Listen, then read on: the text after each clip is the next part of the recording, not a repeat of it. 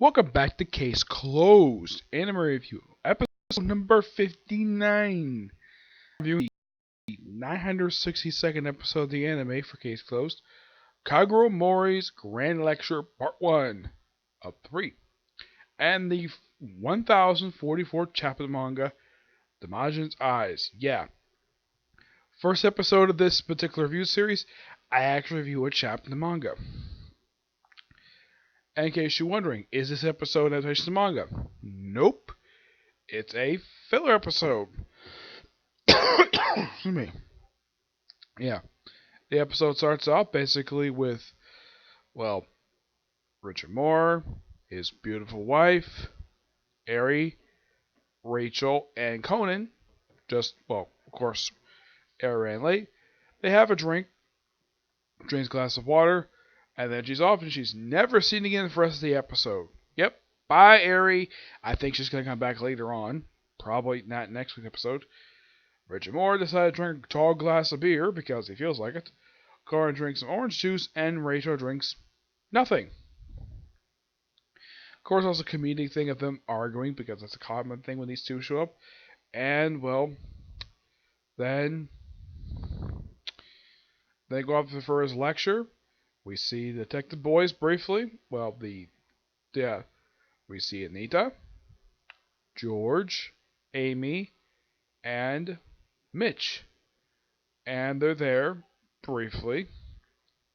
They basically say that they can't stay for most of the lecture because they're going to a soccer game.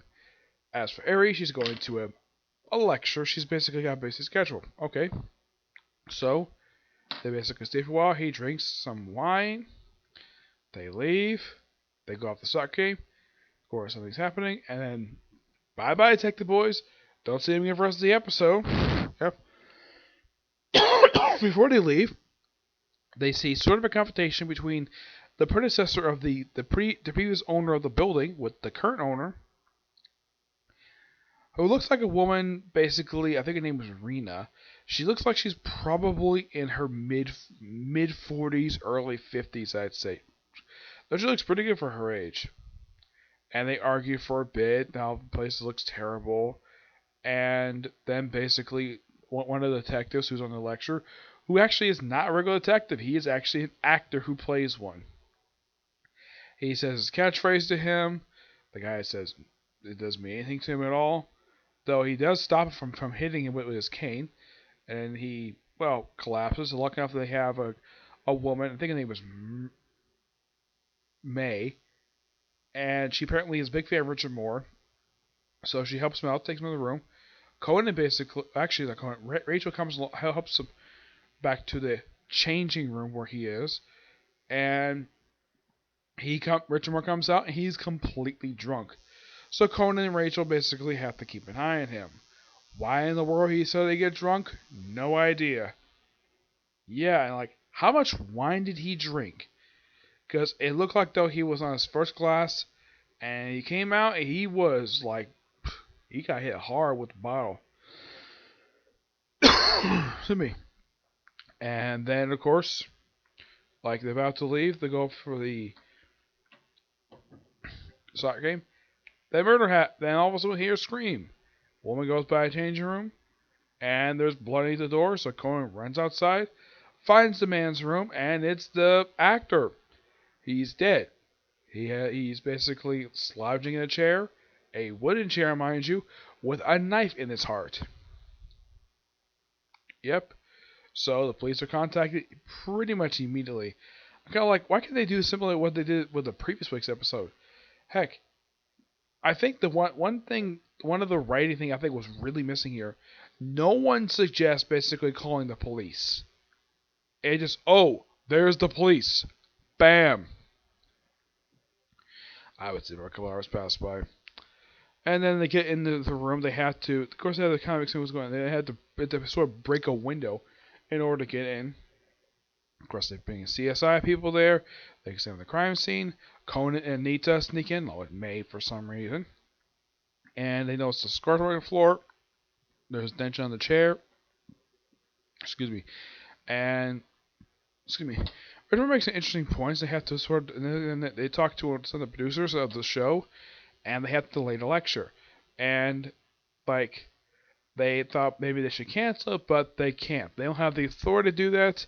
It's the owner of the building basically has the authority to do that. And like, why not just contact her? She is missing. Yeah, they don't explain what happened to her until the very end of the episode. Yep. And so, like, it's like, okay, and Richard, I was like, my guy was like, no, don't promise stuff like that. So, he pretty much just said, like, all the same parties, and he basically accuses the old man of committing this murder. Pull off a good cane trick with thanks to Kevin and Takagi. And it turns out he did commit murder, but not this one. Nope.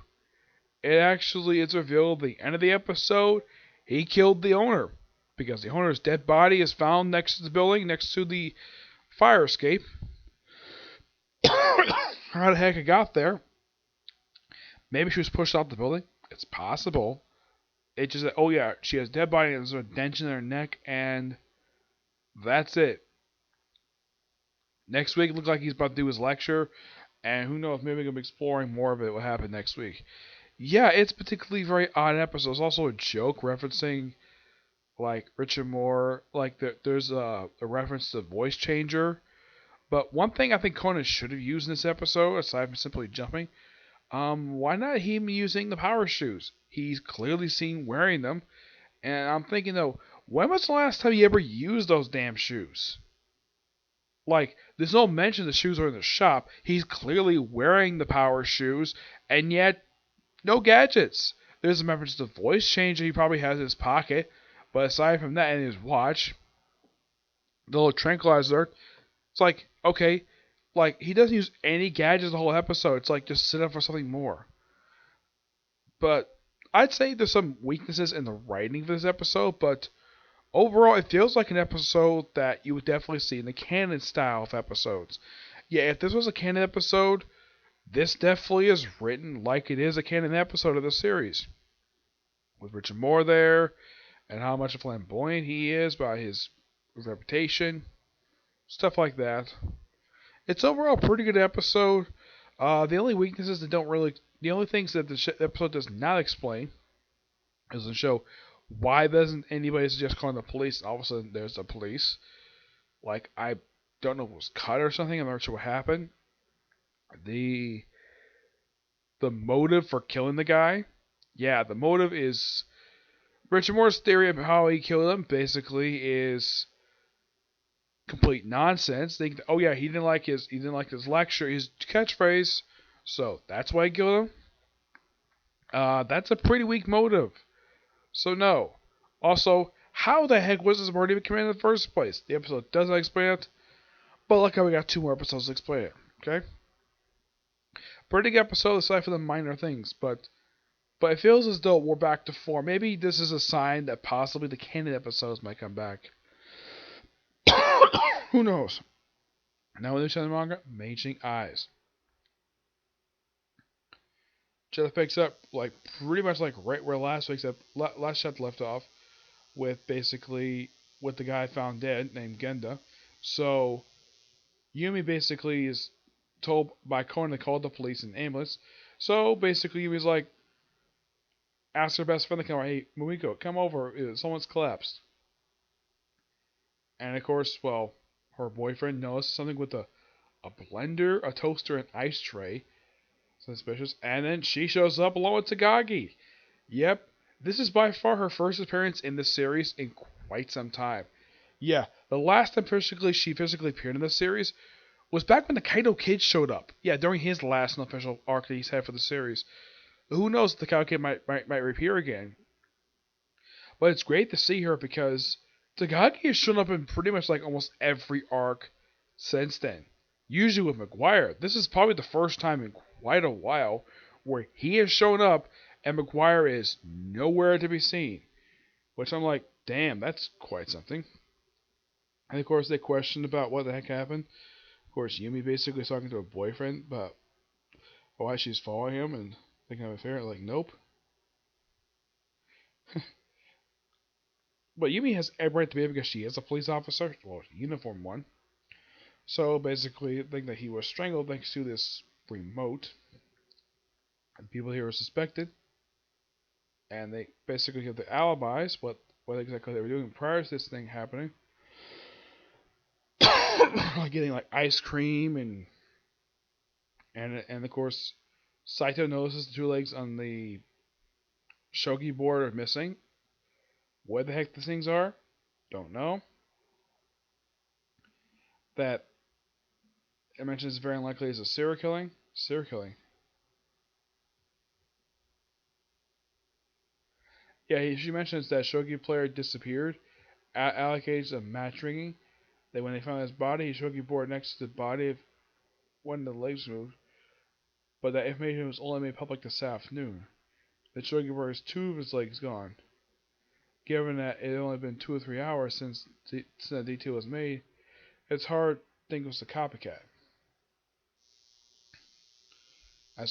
And of course the guys, are you acquainted with him?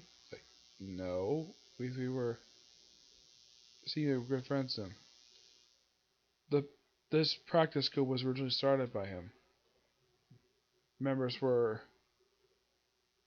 Nakido and Genda, and of course there's two others who uh who are suffering from depression. Yeah, it's basically there's a lot of talking in this chapter. It's talking about suicide, and of course you have Saito talking to Konif briefly. Like aside from the suicide, murder players, might just be the two of them. The Jogi Warrior has still two more legs. You're saying there'd be more murders? No way. Hey, why'd you have to make everyone paranoid? But I think this is what Sichi would have said. And he said, you know where this guy's dress is? I visited his house once, but I don't remember his dress. If I remember correctly, his father used to live there with him. He passed away due to illness, so he lives alone. It was a single family home next to a public bath, right? Can you tell me when you see it? There, building across with the black chimney and the public bath is. Yep, fire. So that means that the fire inspector is there. Yep, the fire inspector's back. Like, I can't remember. I think the last time I saw this guy, I know in the anime last I saw was the whole burning tent mystery. I think it's last time officially showed up. But yeah, this guy is much more rare appearance than, let's say, a lot of the air detectives in the show. I mean, Santos, his last no appearance in the series was also the burning tent. So, yeah, his investigation kind of crosses into, well, with Saito and Takagi, or one particular person, and something about a shogi board with one of its legs moved. And confirmed, yep, serial killing case. Why is that? Why is that? Oh, Conan's here. It's his police car before we knew it. Yep, and then we have Yuzu's friend, who also has to be Sarah's brother, visits possibly the person who did the murder. I apologize for the intrusion, but this is why you're so moved. This is where you moved to. Oh, you give me your expression tells me that you don't know why I've come here. The truth is, I just determined myself in. Wasn't you the culprit who killed Genda at the Baki District apartment? Interesting. So he knows who killed the the victim. Interesting. So it looks like we have more mystery down here. Yeah, I think an arc like this, I don't think it's going to last about 4 chapters. My guess, probably about 6, because this is quite interesting. I'm liking this. I get this chapter for a 9 out of 10. Yeah, I gotta say for arc-wise so far, it's quite interesting. Yeah, unlike some of the last few arcs of the series, where last couple that I've done, basically, or I've done reviews chapters for, it seems a bit weak, basically, when it comes to the murders. But the characters, basically, the thing I found interesting about the actual arc himself, like 2 arcs back, yeah, Sarah making its appearance. In the previous arc, it was, excuse me, the woman who last showed up in the arc where they went to Kaito. I think her name was Makwell, I think her name is. Her and her butler, along with Um,